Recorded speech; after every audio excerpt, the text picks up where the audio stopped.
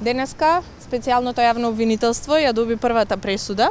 Имено обвинетите во случајот Тврдина 2 беа осудени за кривичното дело кое што им се ставаше на товар, односно осудени дека уништувале службена документација и со тоа сториле кривично дело фалсификување службена исправа.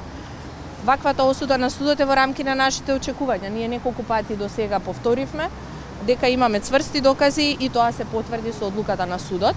Судијата во краткото образложение ги потврди сите ставови кои што специјалното јавно обвинителство ги имаше, а тоа е дека не може подредените да бидат изземени затоа што постапувале по незаконска наредба на нивниот претпоставен. И во оваа насока, како што кажав и во завршниот збор и сега ќе се повторам, дека правдата не треба да ја бараме само во судниците, туку во професионалното и законито работење на сите државни и полициски службеници, кои што интересот на граѓаните и професионализмот треба да го стават пред наредбите и незаконските наредби и желби на нивните претпоставени.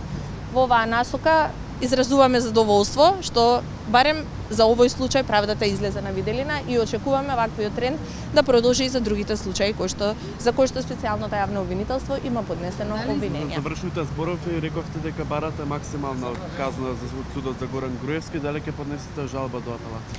Ние би почекале да го добиеме отправокот, писмениот отправок на пресудата, ќе ги разгледаме аргументите на судот кои што ќе ги даде во пресудата, па потоа ќе одлучиме дали ќе се жалиме, за кои обвинети и така натаму.